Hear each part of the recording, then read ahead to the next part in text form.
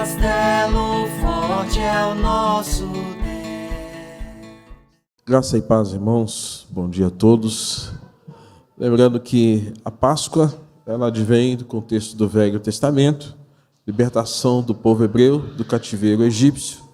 E para que celebrasse a Páscoa, algumas orientações divinas o próprio Deus estabeleceu. Ervas amargas, o pão sem fermento e o cordeiro assado. Essa era a forma que os judeus tinham para celebrar a Páscoa no contexto do Velho Testamento. E esse ato permaneceu até praticamente a vinda de Jesus. Com a vinda de Jesus, lembre-se que João 1:29 diz: eis o Cordeiro de Deus que tira o pecado do mundo. Portanto, Jesus agora é o Cordeiro Pascal. E naquela sexta-feira, antes da sua via crucis, antes do seu sofrimento, algo aconteceu. Nós vamos assistir um vídeo que antecede a pregação, que Deus possa nos abençoar com imagens do filme do Mel Gibson, né, Jesus, mas uma mensagem muito importante, muito interessante para nós começarmos essa fala. Vamos assistir. It's Friday. Jesus is praying. Peter's asleep. Judas is betraying. But Sunday's coming. It's Friday. Pilate's struggling. The council is conspiring. The crowd is vilifying. They don't even know that Sunday's coming. It's Friday. The disciples are running like sheep without a shepherd. Mary's crying. Peter is denying. But they don't know that Sundays are coming. It's Friday. The Romans beat my Jesus. They robe him in scarlet. They crown him with thorns. But they don't know that Sunday's coming. It's Friday. See Jesus walking to Calvary. His blood dripping. His body stumbling. And his spirit's burdened. But you see, it's only Friday. Sunday's coming. It's Friday. The world's winning. People are sinning. And evil's grinning. It's Friday. The soldiers nailed my Savior's hands to the cross. They nailed my Savior's feet to the cross. And then they raised him up next to criminals. It's Friday. But let me tell you something. Sunday's coming. It's Friday. The disciples are questioning what has happened to their king. And the Pharisees are celebrating that their scheming has been achieved. But they don't know it's only Friday. Sunday's coming. It's Friday. He's hanging on the cross, feeling forsaken by his Father, left alone and dying. Can nobody save him? Oh, it's Friday, but Sunday's coming. It's Friday. The earth trembles. The sky grows dark. My King yields his spirit. It's Friday. Hope is lost. Death has won. Sin has conquered. And Satan's just a laughing. It's Friday. Jesus is buried. A soldier stands guard, and a rock is rolled into place. But it's Friday. It is only Friday. Sunday is a coming.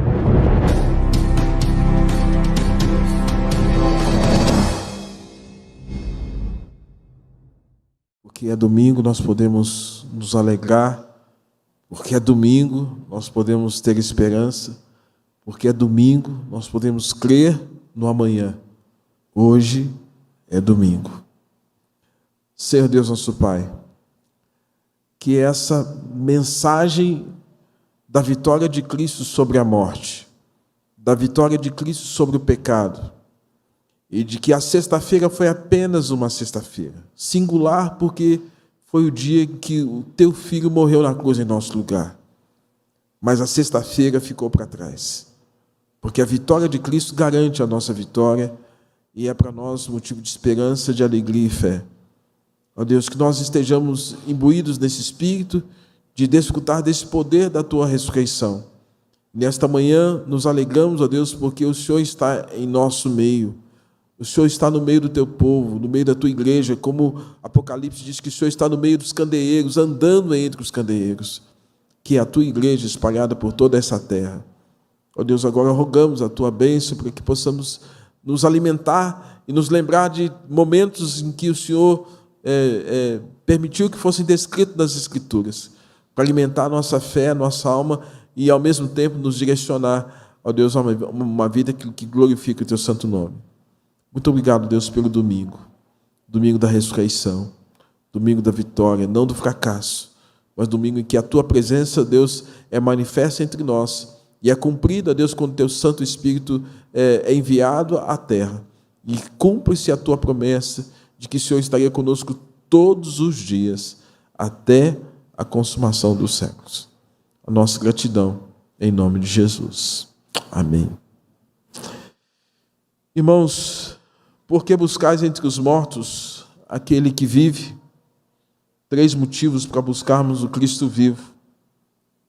Texto lido pelo presbítero Renato. Por que chorais? Por que buscais entre os mortos aquele que vive? Essas foram as perguntas que as 3 mulheres ouviram, Maria Madalena e Salomé. Primeira, qual o motivo do vosso choro? Perguntaram os anjos. Um próximo aos pés de Jesus, onde ele havia sido sepultado, e outro mais próximo onde estaria a sua cabeça. Qual o motivo da sua busca? Irmãos, as pessoas estão sempre em busca de algo a mais que lhes dê sentido na vida. Mas nem sempre o que motiva os indivíduos ao empreenderem as suas buscas é relevante e vai de encontro às reais necessidades, algo que seja valoroso, correto e considerável. As pessoas estão sempre buscando alguma coisa. Poder, dinheiro, status, recursos. Quais são as reais motivações dessas buscas? Nós vemos nas Escrituras, Mateus capítulo 16, a partir do verso 1, quando diz assim, que embalsamaram a Jesus. Sabemos que este era um processo pelo qual se introduzia um cadáver, substâncias no corpo, para que o corpo, ainda que morto, fosse preservado por um longo tempo. Talvez fosse essa a motivação, porque as 3 mulheres foram ao sepulcro, queriam a preservação daquele corpo, como era a tradição e costume. Lucas capítulo 24, 1 a 5, detalha o primeiro dia da semana, alta madrugada, e doutor Valdir Carvalho Luz, ele traduz a expressão muito cedo de madrugada. Então as mulheres acordaram da madrugada para irem ao sepulcro, e aquelas mulheres talvez não conseguissem ter dormido aquela noite, insônia, preocupação, e a gente sabe quando tem uma notícia triste, a gente não consegue dormir direito. Certamente elas não dormiram direito, aguardando que amanhecesse para que fossem ao sepulcro. Por que buscais? O que elas estavam buscando? Marcos capítulo 16, 3, registra que havia uma pergunta em suas mentes, e certamente diziam umas às outras: quem nos removerá a pedra?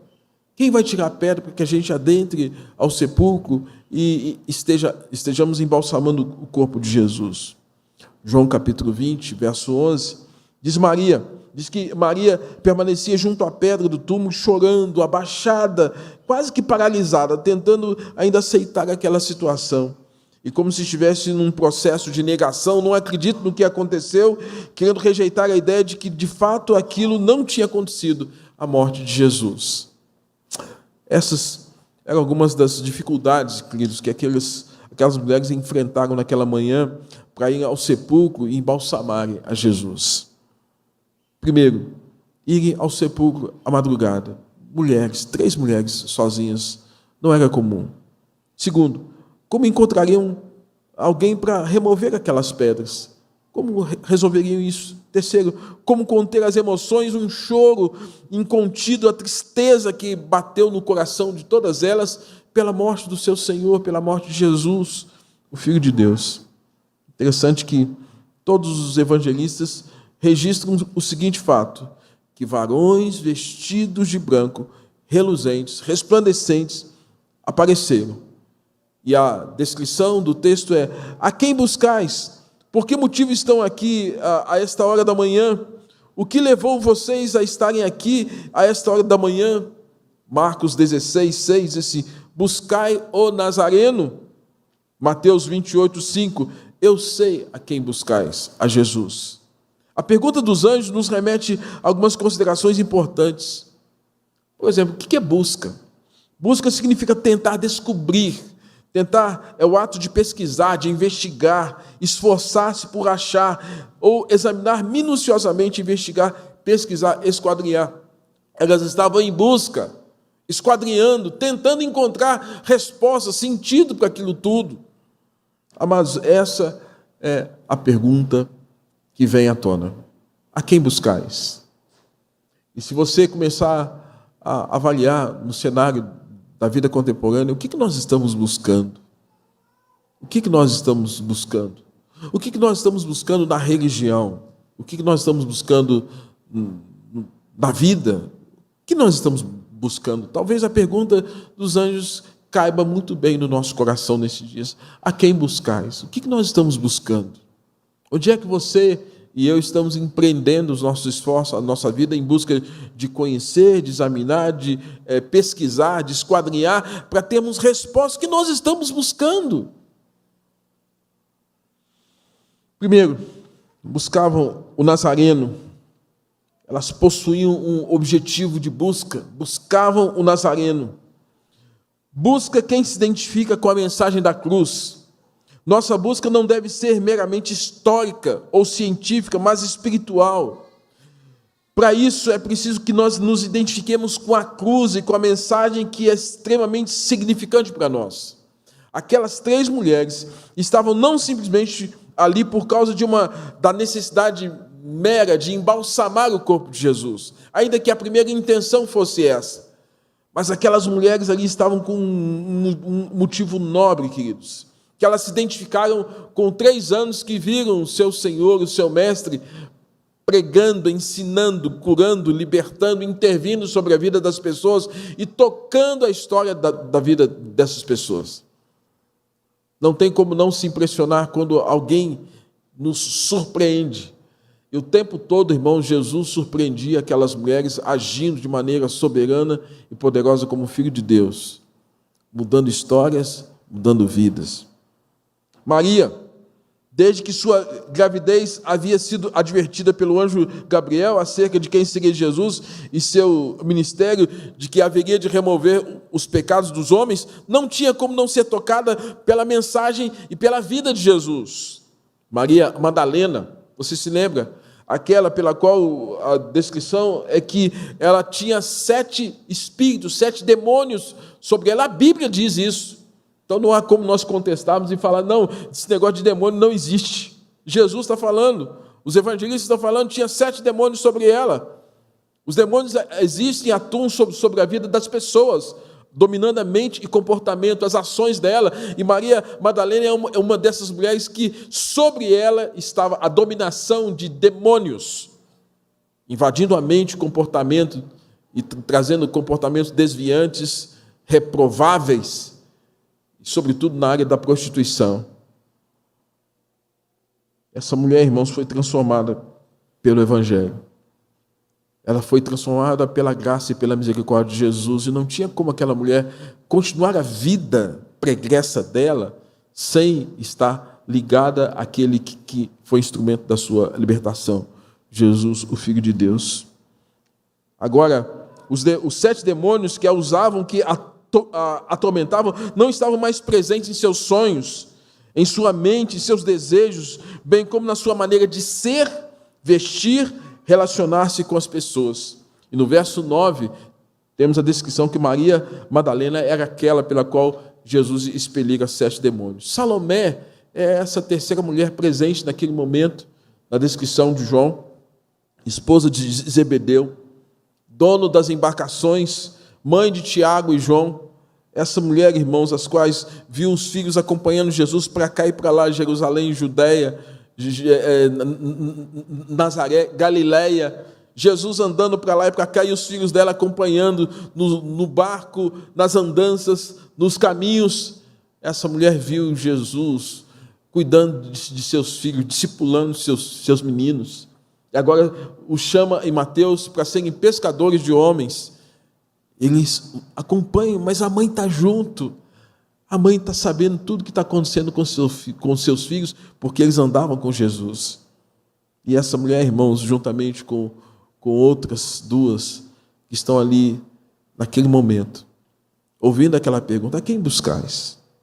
E Marcos capítulo 16, 21, diz que Jesus havia começado a mostrar aos seus discípulos que era necessário seguir para Jerusalém e sofrer muitas coisas dos anciãos, dos principais sacerdotes, dos escribas, ser morto e ser ressuscitado. Depois do ocorrido, depois desse momento de humilhação, Jesus passa por tudo isso. E é muito interessante, irmãos, que uma descrição que nós temos na narrativa dos evangelistas sobre o momento da crucificação de Jesus, que remonta à ideia do fato de Jesus passar por um mais alto estado de humilhação. Era comum no banheiro romano, os banheiros romanos eles eram coletivos, todo mundo usava o banheiro romano. Ou seja, tinha a parte das mulheres e tinha a parte dos homens. Nos banheiros romanos tinha uma pia com água e vinagre. E havia um caniço, uma madeira, com uma estopa, e, evidentemente, naquele tempo não tinha papel higiênico. Então, a higiene pessoal que era feita no contexto do banheiro romano era, à medida que alguém usava o banheiro, pegava aquele caniço que estava naquela pia, que estava banhada com água e vinagre, como se fosse algo antisséptico, e aí usava aquele caniço para poder fazer a sua higiene pessoal.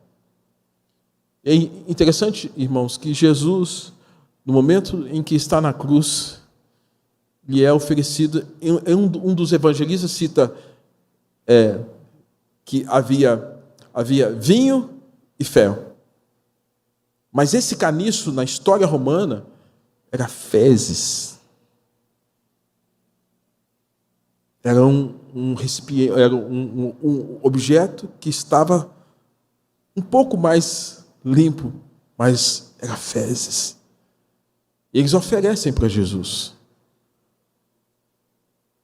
tentar aliviar a sua dor. A descrição é que Jesus não toma, mas aquilo era um ato de humilhar ainda mais o Filho de Deus. Jesus passou por tudo isso, irmãos. Por tudo isso. Lucas capítulo 28 fala que então se lembraram das palavras que importa que o Filho do Homem seja entregue nas mãos de pecadores. Elas viram isso tudo. Elas assistiram isso tudo. Essa cena terrível. E agora, irmãos, essas 3 mulheres estavam ali, observando de longe o que havia acontecido com Jesus.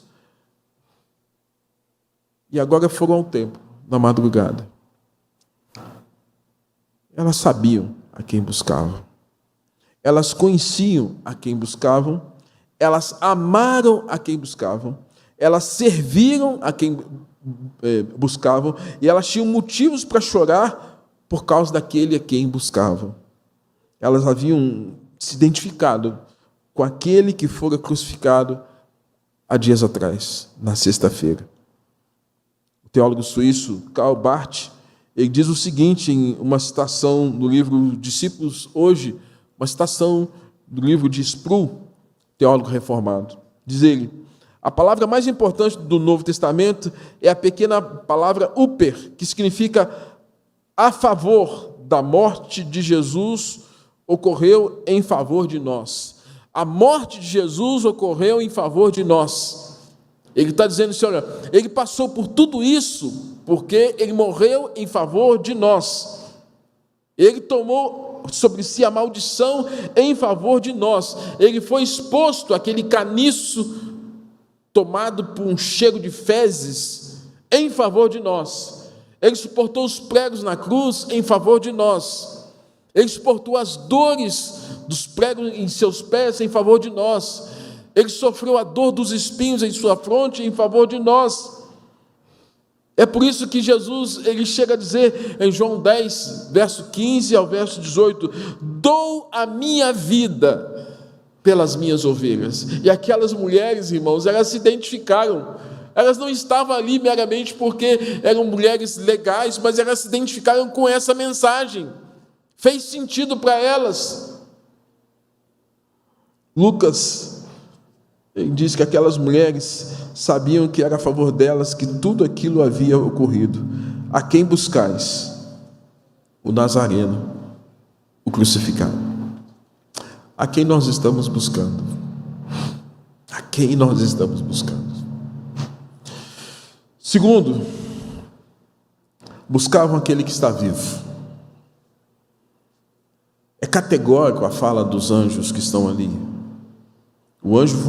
A fala do anjo foi categórica. Ele ressuscitou. Ele não está mais aqui. Vede o lugar onde tinham posto. Como reformados, nós cremos na autoridade das Escrituras, na sua inerrância, tal como na sua suficiência. Ou seja, nós cremos, primeiro, que não há outro livro ou texto que tenha tamanha autoridade sobre o que se sabe sobre os atos soberanos de Deus e seu plano de salvação do que nas Escrituras. Não há outro livro que tenha tanta autoridade e suficiência como nós cremos que seja a Bíblia. Segundo, não há nada de errado no que ela diz. Para nós, a Bíblia é a palavra de Deus, não aquela que contém a palavra de Deus. Terceiro, é o que ela diz que é suficiente para que possamos aprender sobre o plano da salvação através da vida de Jesus. Então, o que a Bíblia traz aqui, através da declaração de Lucas, é categórico. E a afirmação dos anjos, ele ressuscitou. Ele não está mais aqui. Ele ressuscitou. Vede o lugar onde tinham posto. Ele ressuscitou. Então, irmãos, nós temos que crer nessa mensagem. E se você crê nessa mensagem categórica das Escrituras de que Jesus Cristo ressuscitou, você vai estar atento às ideias esdrúxulas, e eu diria, às teorias que se levantaram e que se levantam até hoje para falar acerca de que Deus não existe. Há uma premissa de Nietzsche, de que Deus morreu na morte de Jesus, de que quando Jesus Cristo morreu, Deus morreu. E na premissa de Nietzsche, então, a partir então, já que Deus morreu na morte de Jesus, não existe Deus. Já que não existe Deus, podemos viver uma vida de ateístas. Opa! Aí Paulo vai dizer, se Cristo não ressuscitou, é vã a nossa fé, e vã a nossa esperança, e vã a nossa pregação. Primeira teoria que tenta desqualificar a ressurreição, a teoria do desfalecimento. É a linha que argumenta que Jesus não estava realmente morto quando o sepultaram e que ele parecia estar morto, porém, mais tarde, reviveu no túmulo. Primeira teoria. Uma segunda teoria, da sepultura errada. Esta afirma ou sugere que tanto os amigos quanto inimigos tinham esquecido onde Jesus havia sido sepultado e por isso estavam em busca da sepultura errada, a qual nenhum corpo havia sido sepultado ainda. Terceira, a teoria da alucinação. Essa noção implica que os discípulos ficaram perturbados, emocionalmente confusos depois da morte de Jesus e pensaram tê-lo visto vivo, mas Jesus permaneceu morto. A quarta teoria, descrita inclusive nas Escrituras, teoria do roubo. Alguns pensavam que os discípulos de Jesus roubaram o seu corpo e mais tarde declararam que ele tinha sido ressuscitado. Conquanto esta explicação seja mais velha, é mais difícil levá-la a sério. Por quê? Os discípulos teriam roubado o corpo de Jesus? Essa é a pergunta. Por que eles roubariam o corpo de Jesus? Falariam que Jesus havia sido ressuscitado, e se depois eles tiveram como um grande problema a perseguição por causa dessa mensagem, por que eles fariam isso? Não fazia sentido. Irmãos, elas não encontraram o Cristo morto. Elas encontraram o túmulo vazio. Encontraram o túmulo vazio. Uma das mulheres perguntou: onde o puseste? E na mesma hora o próprio Jesus, próximo a elas, falou o nome delas. Maria. Maria. Deve ter sido, irmãos, algo surpreendente. Pensa num momento desse. Eu, quando estava preparando essa mensagem, eu quase chorei quando comecei a pensar numa situação dessa. Jesus, próximo a elas, ela sem saber direito o que estava acontecendo, Jesus fala o nome delas, Maria. Em Mateus 28:10 diz que eis que Jesus veio ao encontro delas, aproximando-se, abraçaram-lhe os pés e o adoraram. Irmãos, essa é a atitude que todos nós precisamos ter diante de um Deus que ressuscitou o seu Filho. Elas têm uma adoração tão intimista e tão desprovida de conceitos e preconceitos. Elas não estão preocupadas com nada, porque o Cristo dela está vivo. E porque o Cristo está vivo, elas abraçam os pés de Jesus. Elas adoram, não é uma descrição do que falam para Ele, mas uma atitude de adoração, não precisa de palavras, é simplesmente de rendição. Elas estão ali rendidas aos pés de Jesus. A adoração, proskineo na língua grega. Elas estão adorando, cultuando, celebrando, porque estão adorando aquele que é vivo. E uma das mulheres perguntou: onde o puseste? Mas na mesma hora nós temos essa descrição. A partir desse instante, irmãos, não mais se preocupar em embalsamar o corpo de Jesus, e sim adorá-lo. Muitos têm tido uma busca do Cristo morto para embalsamá-lo, talvez embalsamá-lo e ver uma fé morta, uma fé inoperante, preservando uma ética morta, uma fé morta, uma vida cristã morta, fossilizada do velho homem. Isso significa uma vida sem Cristo, uma vida onde Cristo, talvez, para muitos, como no romanismo, ainda está pregado naquele madeiro. É uma fé morta. O Cristo pregado no madeiro é um Cristo que ainda não passou pela ressurreição. O que ele vai fazer? Ele está pregado ali. Talvez muitos vivam essa fé morta. Mas aquelas mulheres foram impactadas, irmãos, com esse poder da ressurreição, porque estavam ali diante daquele que está vivo sobre todos, sobre tudo. Terceiro, buscavam aquele cuja mensagem tocou suas vidas. Primeiro, buscavam aquele com quem se identificaram na cruz. Segundo, buscaram aquele com quem foram tocados pela ressurreição. Terceiro, buscaram aquele cuja mensagem tocou suas vidas. Elas se identificaram com o que mais ele fazia, que era pregar e proclamar uma mensagem de esperança e salvação. Mateus capítulo 28:10, diz o texto: Ide, dizei aos discípulos, falem aos 11, ele ressuscitou, eu ressuscitei. João capítulo 20, verso 17, diz: vai ter com os teus irmãos e diz-lhes, vai aos teus irmãos e fale que eu estou vivo. Irmãos, essa é a mensagem pela qual Jesus nos ensina, que está agora no coração daquelas mulheres encantadas, adoraram, serviram, e agora com uma missão de falar que Jesus estava vivo, e poderia tocar a vida daquelas pessoas. Ao sair, elas disseram aos discípulos: nós vimos o Senhor. Lucas capítulo 24, 9 diz: e voltando do túmulo, anunciaram todas as coisas aos 11 e os demais que com eles estavam. Elas tinham uma mensagem porque foram impactadas pela presença do Cristo vivo. Quem não é impactado pela graça e pelo poder do Cristo vivo não tem mensagem, não tem o que falar. Talvez este seja um diagnóstico que identifica por que às vezes nós nos calamos diante de tantas necessidades que o mundo tem. Talvez porque nos falte o encontro pessoal com Cristo. Talvez nos falte esse impacto da graça de Cristo sobre a nossa vida, que nos impacte, nos impulsione a falar daquilo que nós cremos, a dizer da nossa esperança. Irmãos, quem não tem compromisso com a cruz, não tem como viver a vida cristã. E quem não foi tocado pelo poder da ressurreição de Cristo, não vive a vida de Cristo e as bênçãos que ela traz. E quem não tem compromisso de proclamar a Cristo com a sua vida, é sinal que ainda não o encontrou. Aquelas mulheres encontraram o túmulo vazio, o Cristo ressuscitado, e a estimulação dele de que elas tinham uma mensagem no coração para dizer: falem para as pessoas que eu estou vivo. Fale para os discípulos, fale aos seus irmãos, eu estou vivo.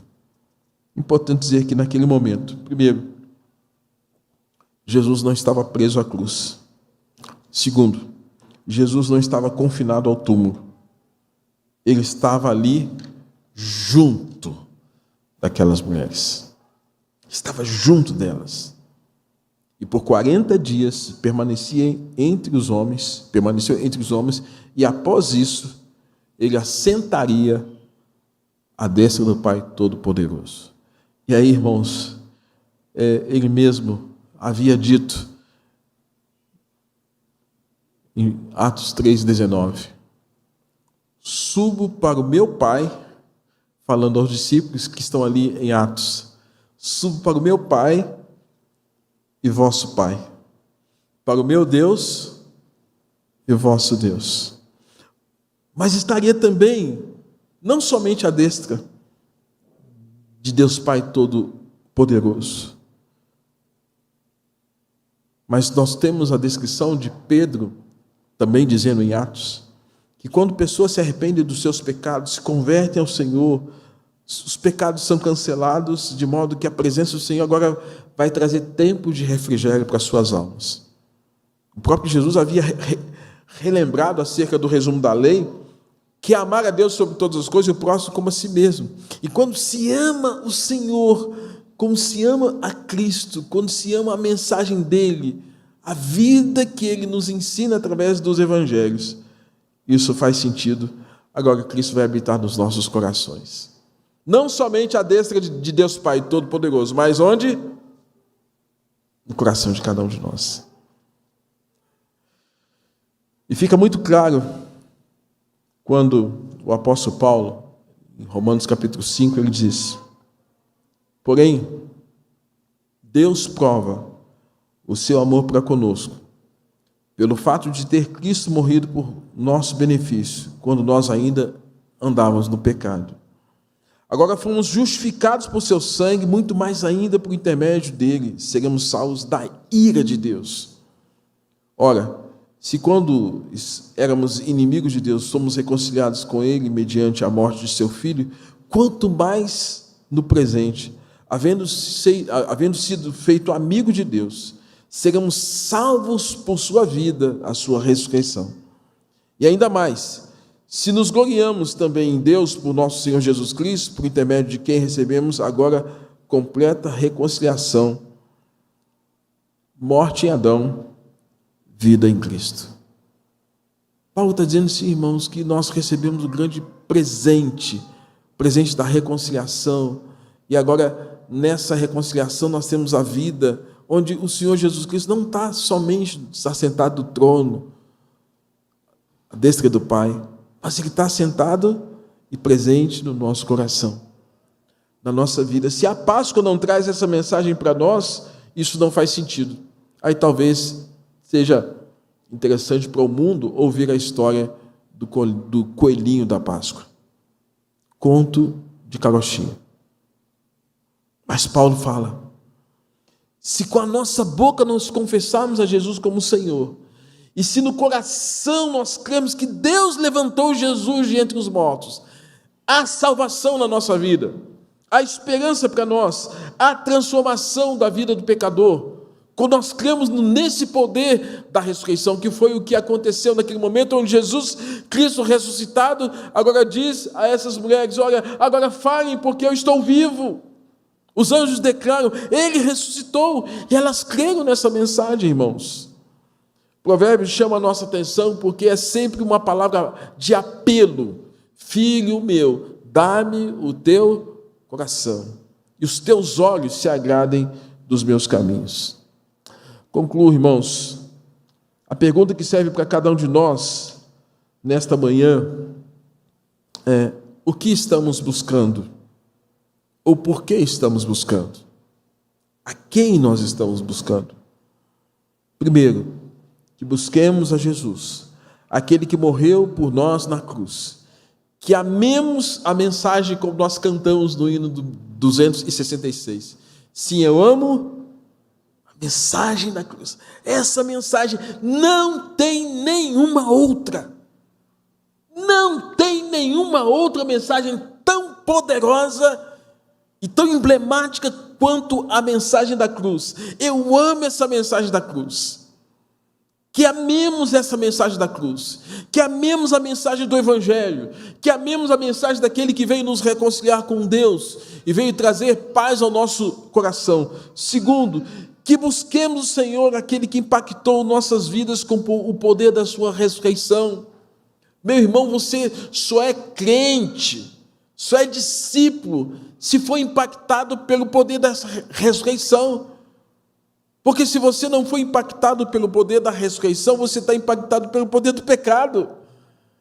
E estar impactado pelo poder do pecado é viver como um velho homem, com Adão, filhos da desobediência, filhos da ira, longe de Deus.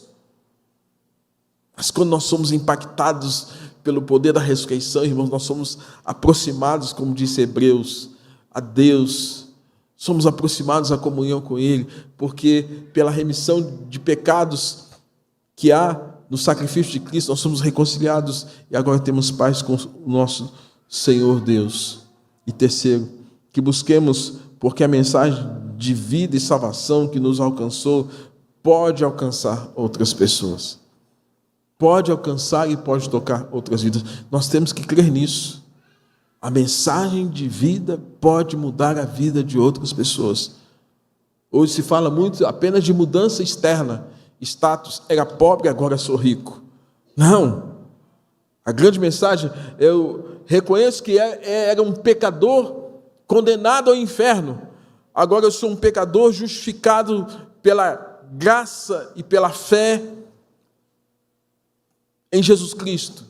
E agora eu tenho perdão dos meus pecados. Agora eu tenho vida com Deus. Agora eu tenho esperança da nova vida, do novo céu e da nova terra. Essa é a mensagem, porque a gente tem essa mensagem no coração, agora a gente vai comunicar aos outros, porque nós somos impactados com essa mensagem. Que essa Páscoa seja diferente. Diferente porque nós cremos num Cristo que está vivo. A sexta-feira ficou para trás. Hoje é domingo. Que o Senhor nos abençoe.